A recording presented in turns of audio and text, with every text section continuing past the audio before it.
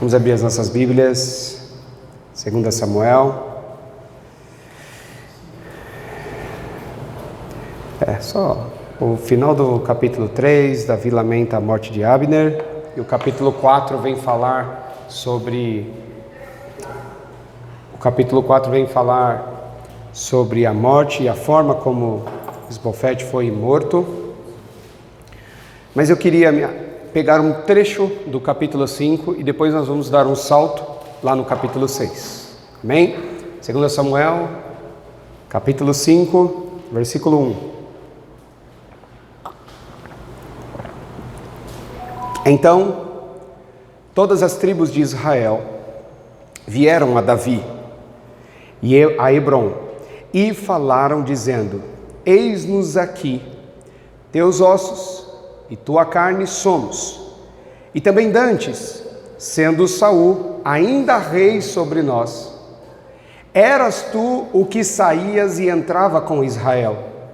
E também o Senhor te disse: tu apacentarás o meu povo de Israel, e tu serás chefe sobre Israel. E não para aí.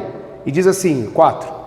Da idade de 30 anos era Davi quando começou a reinar. 40 anos ele reinou em Hebrom, nessa primeira fase.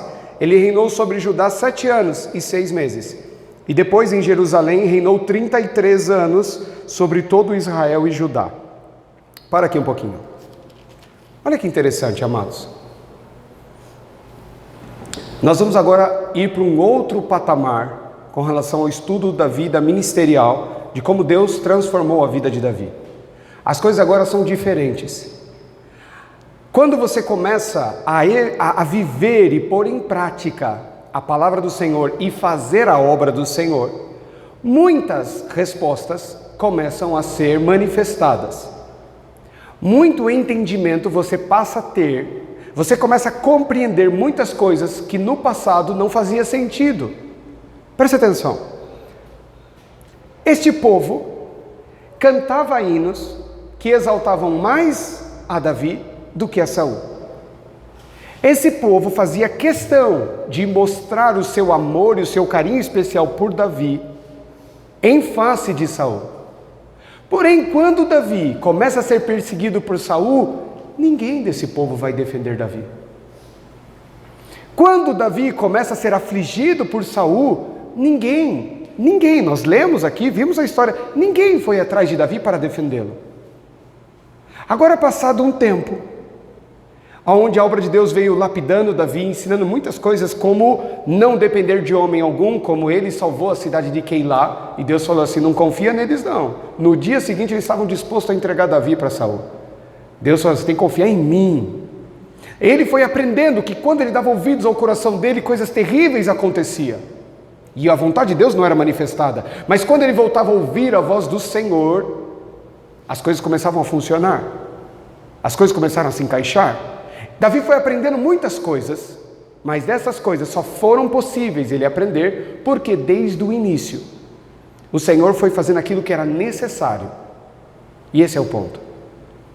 Nós estamos lendo aqui o mesmo povo que não foi defender Davi, o mesmo povo que não sabia que Davi era ungido por Deus e escolhido por ele. Nem Saul sabia. Saul vai lá no fim, porque lembra que nós estudamos? Saul começa a ver que Deus era com Davi. E chega uma hora que ele chega a essa conclusão: olha, eu tenho certeza que o Senhor é com você. Eu tenho certeza que você vai me substituir. Ele não fala porque ele ouviu falar.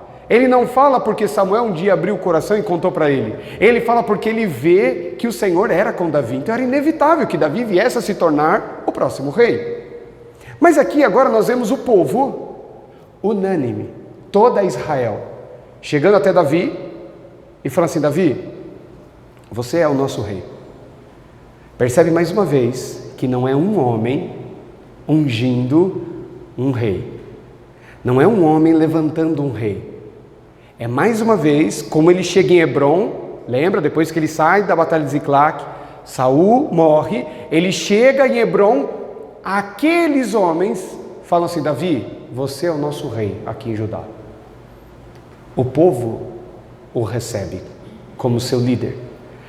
Ele não vai atrás da coroa, Ele não vai à força lutar pelo reino. Ele não vai lá com batalhas e com vitórias por imposição, trazendo medo, conquistar a posição que o Senhor declarou a ele. Naturalmente. Nunca se esqueçam disso. Nós vimos muitas vezes isso aqui, amados, registrado. A obra de Deus, ela flui naturalmente. Naturalmente. Eles decidem, os anciãos, os principais de Israel, vão até Davi e falam: Davi, nós tomamos uma decisão. Nós queremos que você reine sobre todo Israel. Só que não só isso. Agora, como num piscar de olhos, eles começam a dizer: olha, lá atrás, quando você ia para as batalhas e defendia o reino de Saul, nós já reconhecíamos você como rei. Nós já percebíamos que você era diferente, que o Senhor era contigo. Nós não somos bobo. Nós queremos que você reine sobre nós. Mas olha que interessante. Você começa a entender e perceber uma das principais coisas do reino de Deus, amados. E nós vamos falar disso logo já nos próximos domingos. Como Deus tem o controle de todas as coisas, isso é uma frase que virou até um clichê dentro do meio cristão. Uma coisa que fala à torta e à direito. Mas se você parar e prestar atenção, realmente está tudo sob o controle dele, numa forma muito mais simples e profunda. Esse povo reconhecia Davi, mas não lutou por Davi, porque se tivesse ido lutar contra Davi, tudo que Deus fez para ensinar Davi não seria possível. Imagine se os irmãos de José decidem contar a verdade para o pai. E o pai vai atrás daquela carreata de escravos e compra o seu filho de volta. O que aconteceria com o mundo? O que aconteceria com o povo de Deus? Por isso que José sabiamente mostra: todo o mal foi necessário. Porque foi o mal que vocês fizeram que foi a semente que Deus usou para transformar em bem. Tudo, essa rejeição do povo, essa ingratidão do povo, a falta de reconhecimento do povo por o que Davi fazia foi necessário. E aí, quando tudo está perfeitamente preparado para a ascensão de Davi como rei, aí Deus faz assim, ó. Aí os olhos deles agora começam a enxergar. Como que automaticamente as escamas caem e eles começam a entender tudo. E Davi começa a entender por que, muitas vezes injustamente, ele foi perseguido. Porque era necessário forjar o que ele vai vir a ser. Era necessário que tudo isto que aconteceu fosse realmente parte da história dele, para ele ser um homem preparado como ele era. Porque com a morte de Saul, nós vimos aqui, Abner decide fazer o quê? Decide levantar um filho de Saul como rei, totalmente despreparado. E o que acontece? Durou 2 anos o reinado. Davi, 40. Então você começa a perceber que tudo isto que aconteceu com a vida de Davi tinha um propósito. E nunca foi por força e por violência. Foi natural. Davi não foi atrás de ninguém. Davi não foi pescar em aquário de ninguém. Davi não foi lá requerer a força e a violência, aquilo que Deus tinha prometido. Se ele prometeu, mais uma frase que virou um clichê: ele é fiel e poderoso para cumprir. Mas e na prática? Nós cremos que ele tem poder para cumprir? Na prática, nós olhamos o que Saul está fazendo e temos a confiança de que Deus está no controle de todas as coisas. Davi demonstrou confiar no Senhor. Agora, amados, uma chave é virada. Agora Davi não é mais um aluno exclusivamente de Deus. Agora ele continua sendo um aluno, porque nós vamos aprender até o fim, mas agora ele passa a ter responsabilidades. E também, agora ele começa a ser cobrado por isso. Eu enxergo perfeitamente 4 grandes fases na vida de Davi. A primeira fase é aquela da fase de Golias, vivendo no palácio, daquela fase em que ele estava ali aprendendo, até que ele um dia tem que ser arrancado do meio de Saul e vai para a caverna de Adulão. Na caverna de Adulão começa uma segunda fase na vida de Davi, quando Davi começa a aprender sobre liderança. Ele começa a liderar um exército de 400 que chega a 600. E ele começa a ver como era poder ter que cuidar dessas pessoas.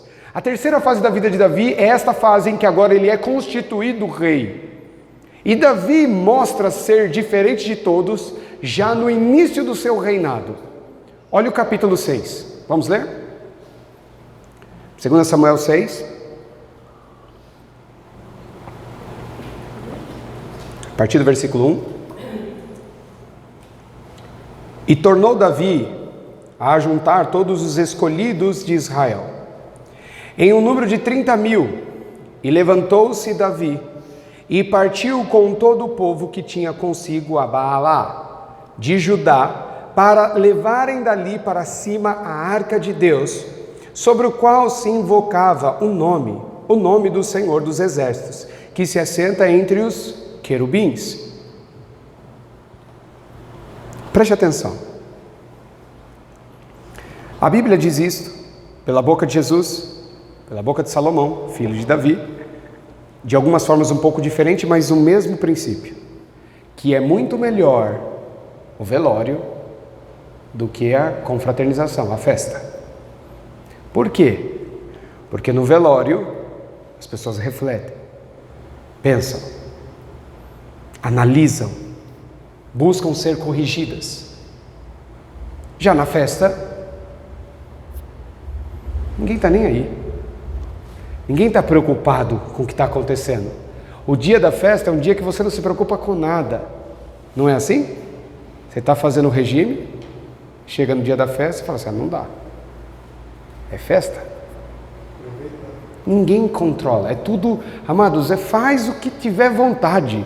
Se é aniversário dele, é aniversário dele. Ele tem direito a pedir o que ele quiser e fazer o que ele quiser. Presta atenção. Davi acabou de ser ungido rei.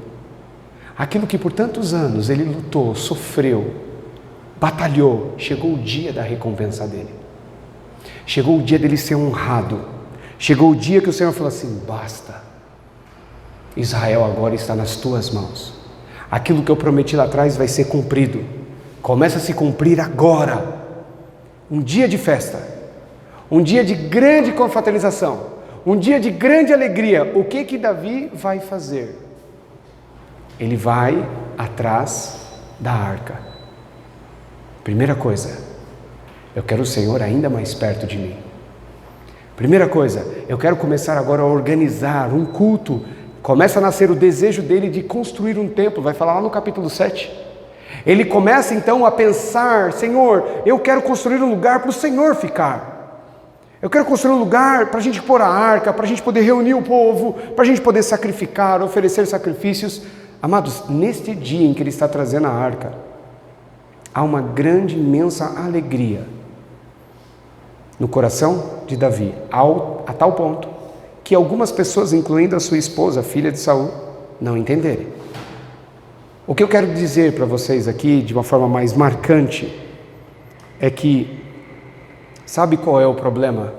Eu não preciso mencionar nomes que vocês já sabem.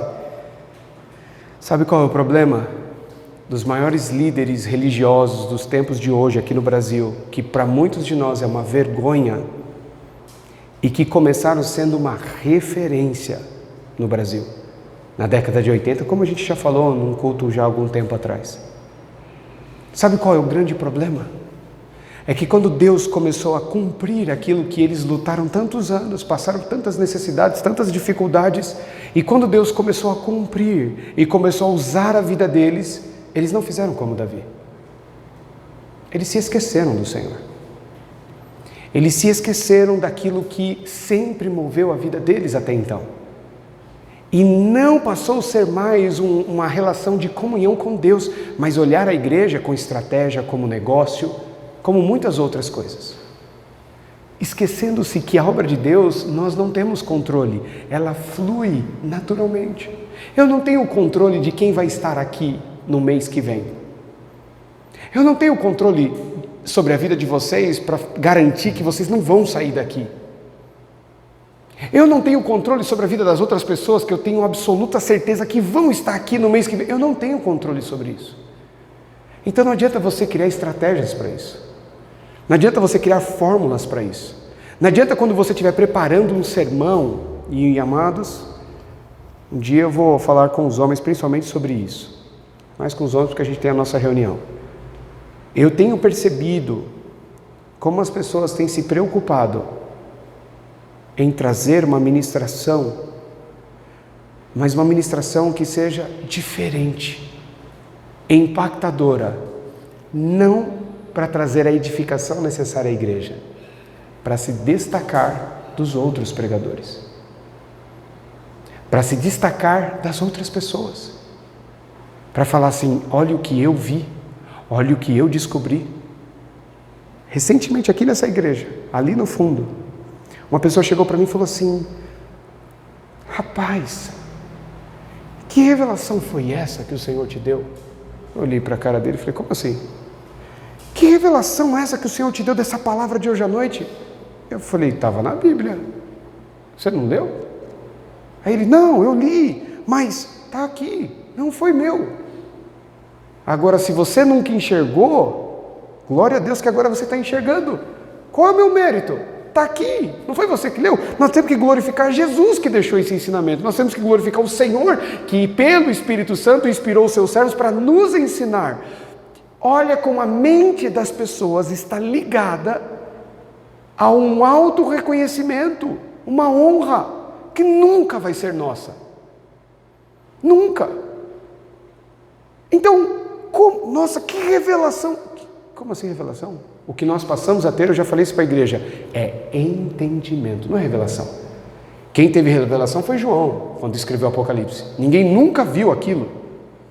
Quando você lê e entende, você está tendo um entendimento daquilo que já foi revelado, e a Bíblia diz lá no versículo 1 do capítulo 1 de Apocalipse, Deus chegou para Jesus e falou assim: Jesus, eu quero te contar umas coisas que eu nunca contei para ninguém. E revelou para Jesus. Aí Jesus falou: João, eu quero te contar uma coisa que o Pai me ensinou, que ninguém sabe. E revelou para João. Ele teve uma revelação. Você e eu passamos a ter entendimento. Qual é o nosso mérito? Nenhum. Enquanto as pessoas estão vislumbrando, buscando o tempo todo uma pregação impactante, mas não estão preocupadas em pôr ela em prática. Ver uma coisa diferente, até inventar o que não existe na Bíblia, mas que faz as pessoas imaginarem coisas maravilhosíssimas, mesmo fora da palavra.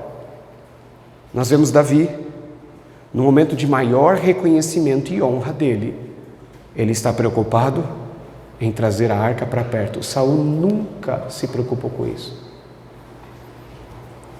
Saul, humilde como ele era, foi ungido rei. O que ele faz? Traz a arca. Que arca? Acabou. Começamos no espírito e terminaram na carne. Davi não. Viu? O que muda? Agora eu tenho mais poder e mais autoridade. Agora eu estou mandando, vai buscar a arca e vai trazer aqui.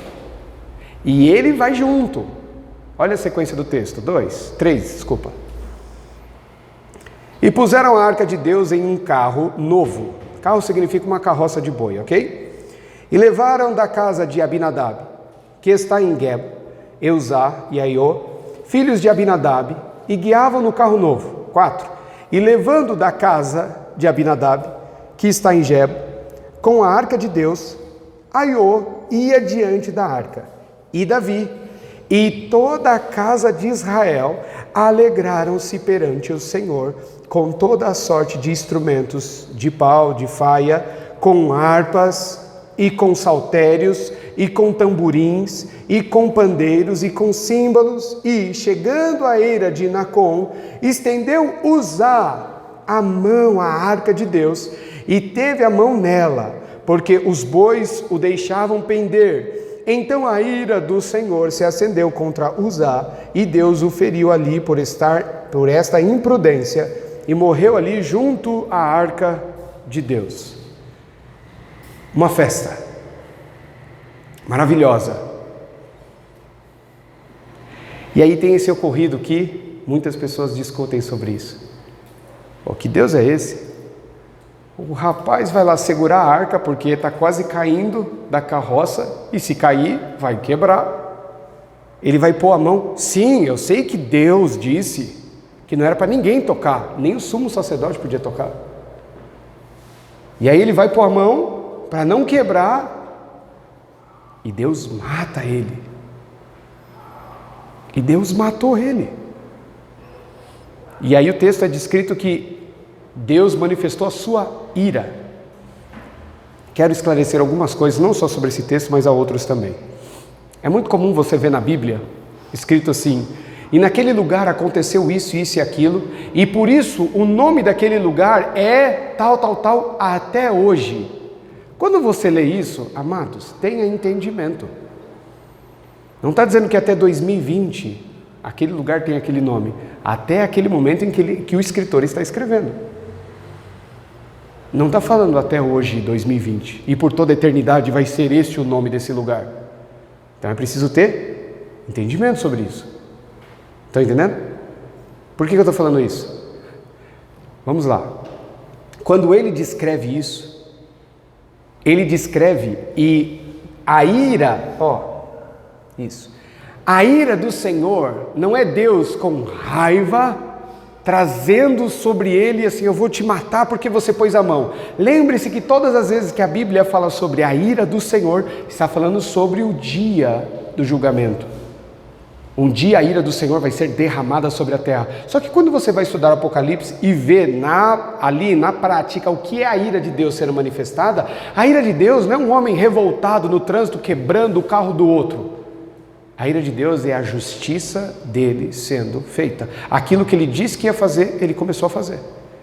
E ele deu tempo para todo mundo se preparar. E ele deu oportunidade para todo mundo se arrepender, antes dele manifestar a ira dele.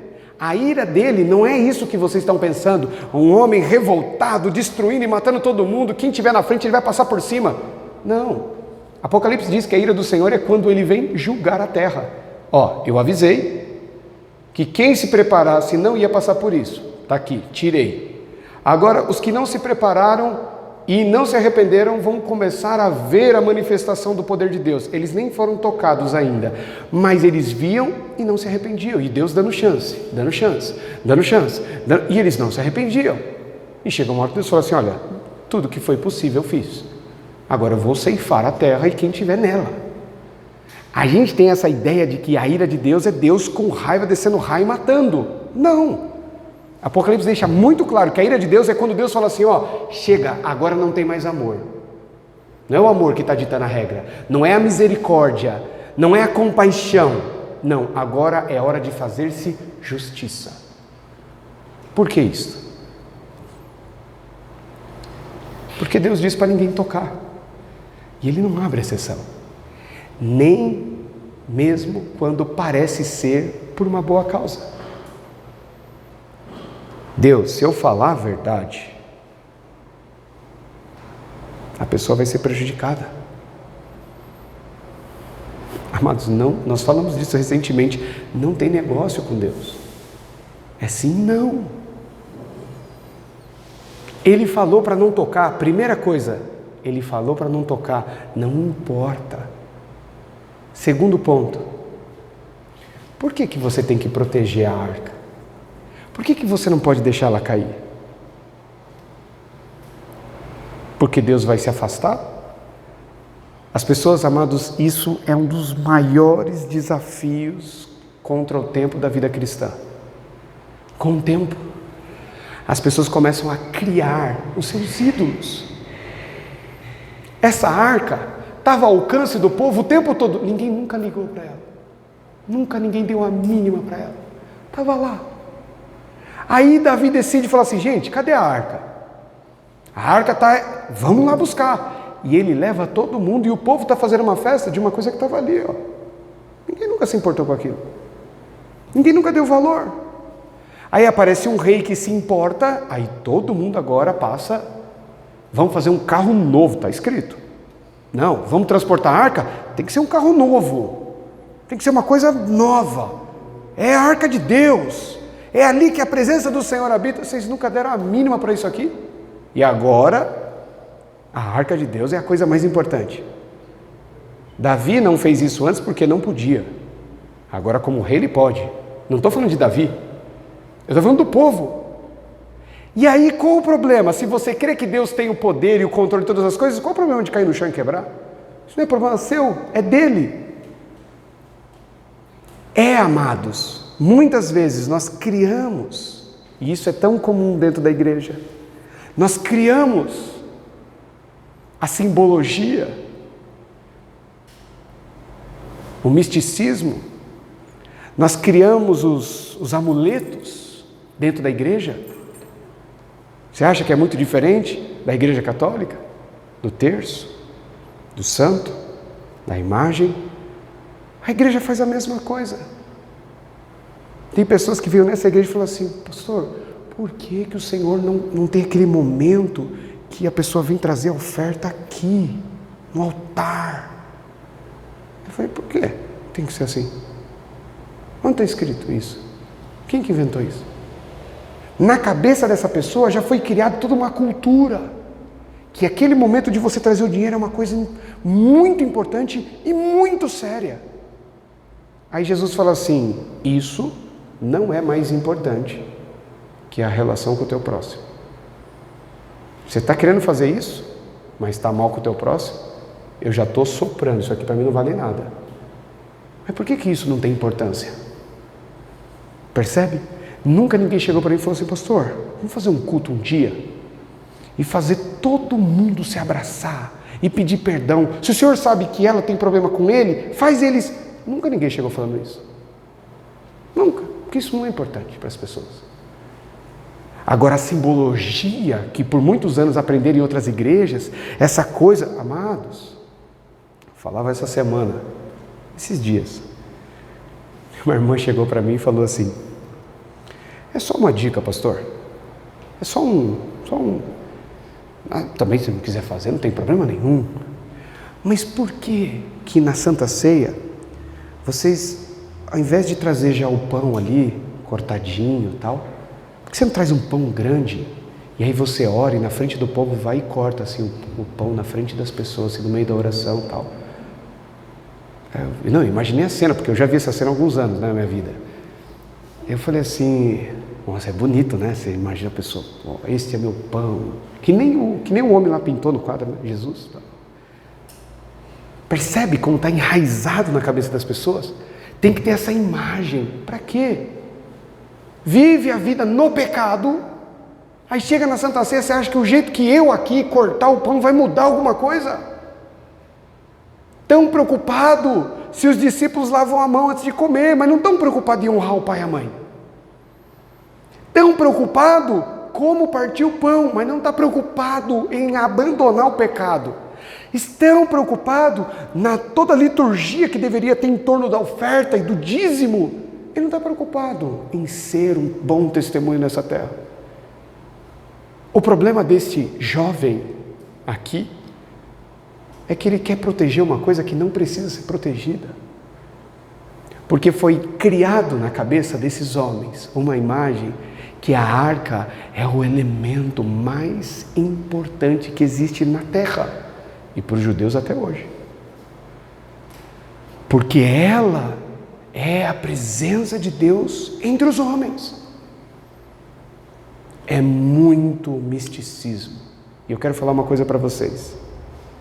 Íntimo. Eu já vi. A maioria de vocês tem esse tipo de... está enraizado ainda dentro de vocês. A maioria desta igreja. A maioria. E eu não vou, quando eu tiver a oportunidade, cada situação eu falo assim: ó, lembra, você estava no culto lá, você não estava? Deixa eu te explicar uma coisa. Amado, está enraizado essas coisas. Está enraizado. Isso aqui mostra, primeiro, Deus falou para não pôr a mão. Então, se você fosse obediente, você não colocava a mão. Já desobedeceu. Segundo, por que não pode cair no chão e quebrar? Por que não pode fazer outro, se for o caso? Ou por que você acha que isso aí precisa? Por que você acha que isso precisa? Amados, mas é porque naquele tempo, isso é uma ignorância, pastor, porque naquele tempo, este foi a determinação do Senhor, porque naquele tempo, esta foi a regra e a lei do Senhor. Foi mesmo. Mas sabe como que ele deu a lei dele? Ele chegou para Moisés e falou assim: está aqui, ó. Já está tudo escrito, pronto, a pedra, tudo bonitinho.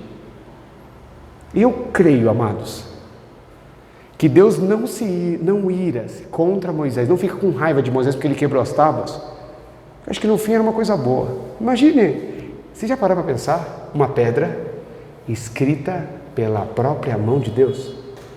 Os caras têm um pano aí que fala que foi o pano que estava cobrindo Jesus e já é imagina uma pedra escrita, os 10 mandamentos que o próprio Deus escreveu. Vocês conseguem imaginar o que é isso? Numa língua, numa letra que ninguém, nem a humanidade ainda não conhecia? O que isso seria? Imagina o que isso ia ser, amados. É melhor quebrar mesmo. Aí quebrou, o que Moisés faz? Volta lá no topo.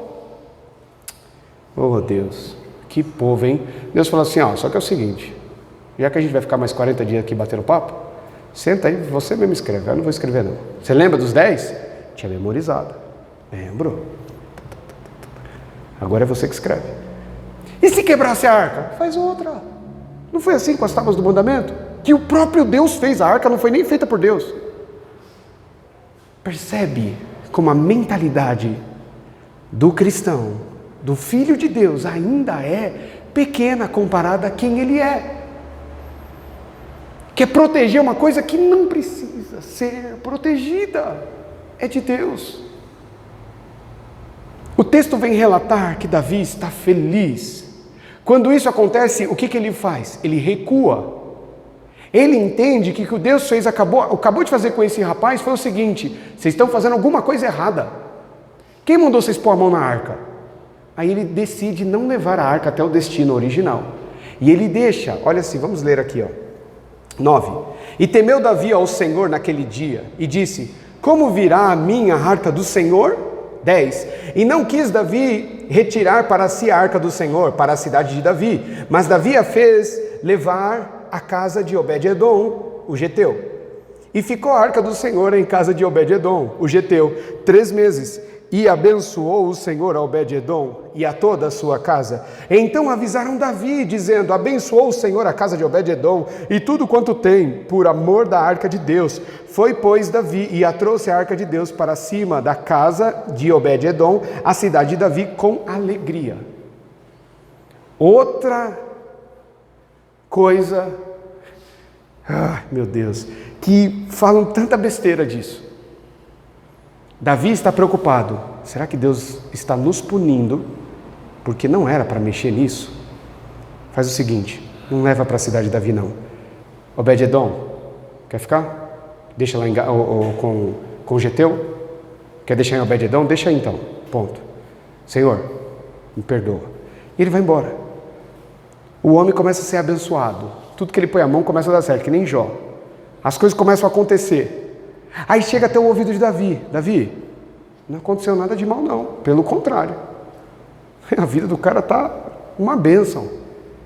Aí as pessoas pensam, está vendo? Você tem que ter a arca do Senhor na sua casa. Não. Sabe por que Davi vai lá? Não por inveja. Davi não vai lá, não, eu quero ser abençoado, sai da frente, é minha, eu tenho mais poder. Não. Davi fala assim, bom, então Deus não está irado, porque se tivesse irado, não estaria abençoando ele. Então traz. Não tem nada disso. A arca tem que estar na minha casa. A arca, amados, aqui na nossa igreja, famílias que estavam sendo destruídas porque deram ouvidos a isso aqui. Tinham discipulados, célula, o nome que quiser dar, dentro de casa. E o casamento estava acabando por isso. A arca estava sendo levada para dentro da casa deles, na simbologia da igreja. A palavra, a administração estava acabando com a família, destruindo a família deles. Porque não tinha edificação nenhuma isso. Porque criaram essa simbologia. E aí o nosso Deus vem, a palavra de Deus, ela tem que estar junto de ti e no teu coração. Ela tem que estar aqui dentro. Não um elemento. Não um pedaço de madeira que você tem que pôr no meio da sua casa e olha que bonito. E a gente compra lá, vai lá em Israel e os judeus zombam dos cristãos.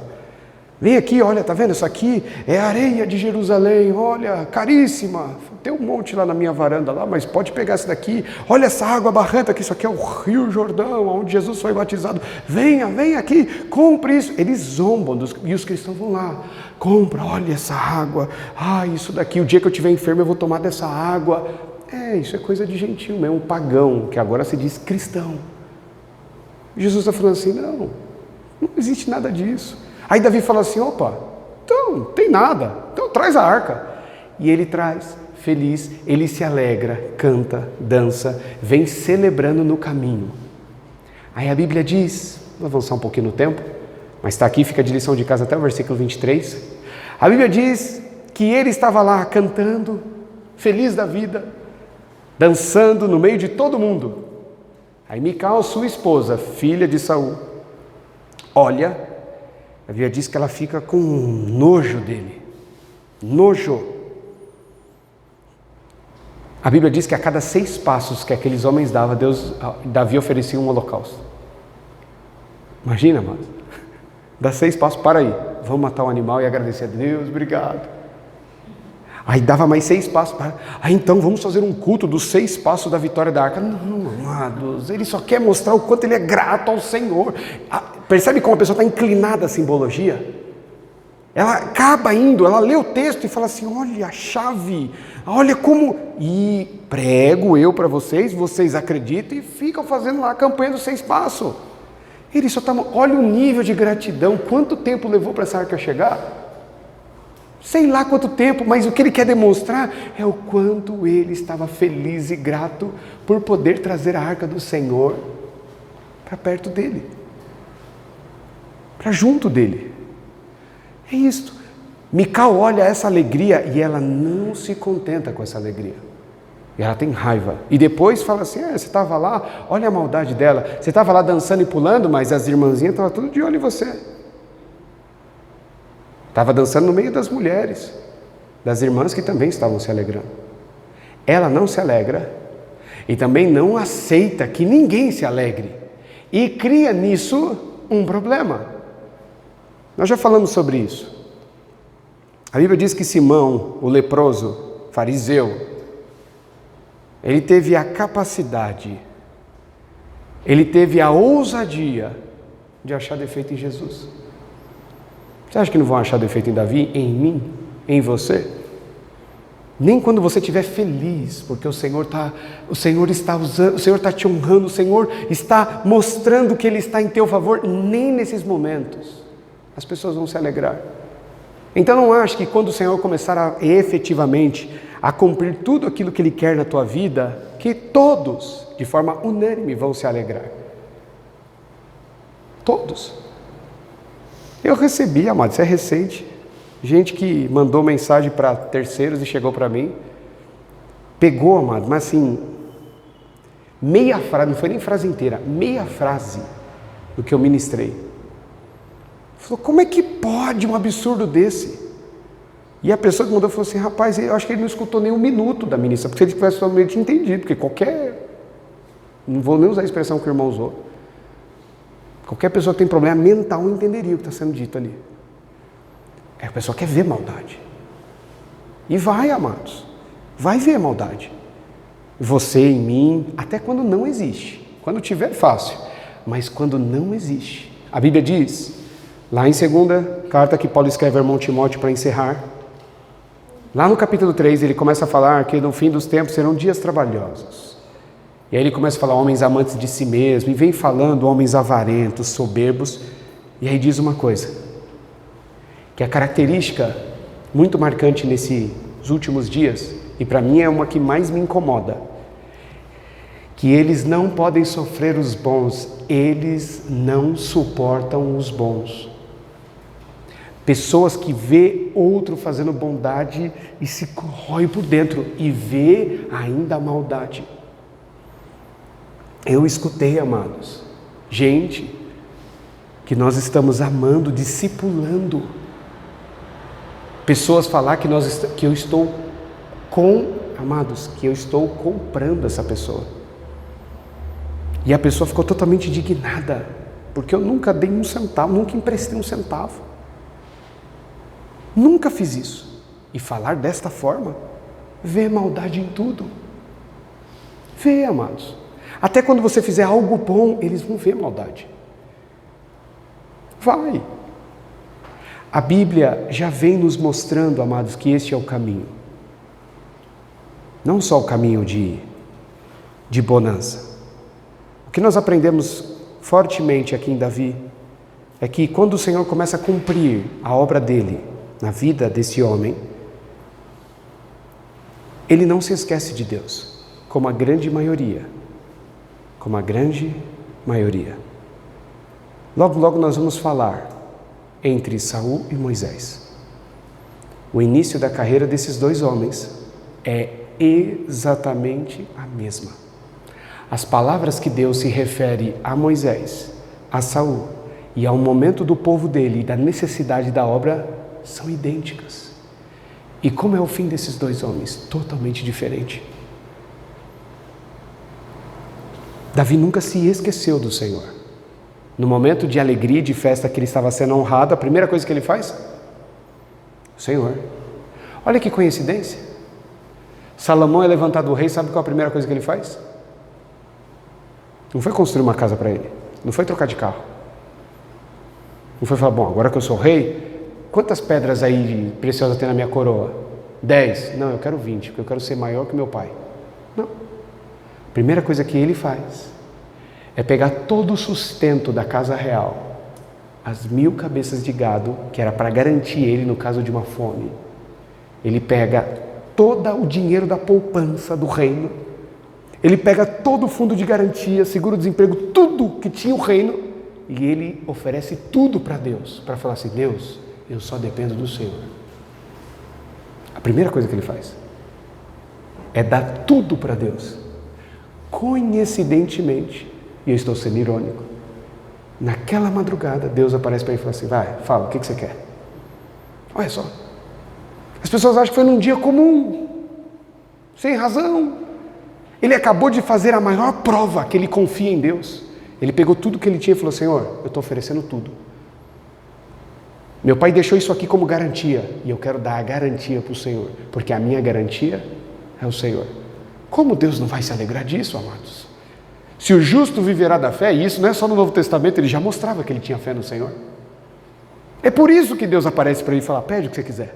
É por isso que Deus era com Davi. Porque Davi não se afastava do Senhor, nem o tempo o afastava. Não é porque o Senhor vai iniciar a sua obra em nossas vidas que nós vamos esquecer do que Ele representa para nós. A primeira coisa que ele faz é, vai buscar a arca. A primeira coisa que Salomão fala é, eu quero dar tudo para Deus. E mais, as pessoas amam Crônicas 7,14. Mas volta 3 versículos antes, tem uma coisa muito mais preciosa. É uma promessa maravilhosa, assim, o meu povo, que se chama pelo meu nome, é maravilhoso. Mas olha antes, Deus só fala isso, sabe por quê?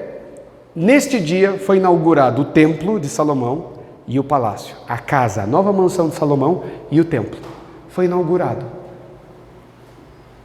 Ao invés de Salomão ir dormir na suíte presidencial, ao invés de Salomão ir estrear a hidronova dele, massagem dele, a Bíblia diz que ele, na primeira noite do palácio e do templo, ele vai dormir no templo. Aí de madrugada Deus aparece para ele e fala, Salomão, essa é a casa que eu vou escolher para manifestar o meu querer. E se o meu povo, que se chama pelo meu nome, se humilhar aqui, ó, e me buscar, entende de onde vem a promessa? Vem porque um homem que tinha a oportunidade de curtir o palácio dele falou assim, não, primeira noite, sabe onde eu vou passar? Na casa de Deus, fecha as portas aí, eu vou ficar aqui, ó, vou pôr um colchão aqui e vou passar a madrugada orando. Se você quiser a chave da igreja para fazer isso, fica à vontade. Ao invés de ir lá aproveitar a riqueza dele, o palácio, acabei de construir o templo, amado, domingão tem culto, hein? Nós vamos inaugurar. Ele inaugura de joelho dobrado e chorando. E aí o Senhor se manifesta a ele. As pessoas não pegam o contexto de quando Deus se apresenta a essas pessoas. Por que Deus se apresentou a Salomão? No momento que ele deu tudo. Por que Deus deu essa promessa maravilhosa em 7,14? Porque Salomão não estava na casa dele, estava no templo. Por que Deus era com Davi? Por que Deus foi com Moisés? Porque ele larga toda a obra, todo o reconhecimento, para ir cuidar de ovelha no deserto. Por que dos nascidos de mulher João Batista é o maior? Porque ele larga a descendência de sacerdócio. Para quê? Para ir anunciar que Jesus está chegando. Vestido com, aos olhos hoje nossos, como um mendigo. Desprezível. Essas pessoas provam do Shekinah de Deus? Não por acaso. Porque elas não se esquecem, amados. Assim como Davi não se esqueceu. No momento de maior honra, ele quer ficar mais perto ainda de Deus. Amém?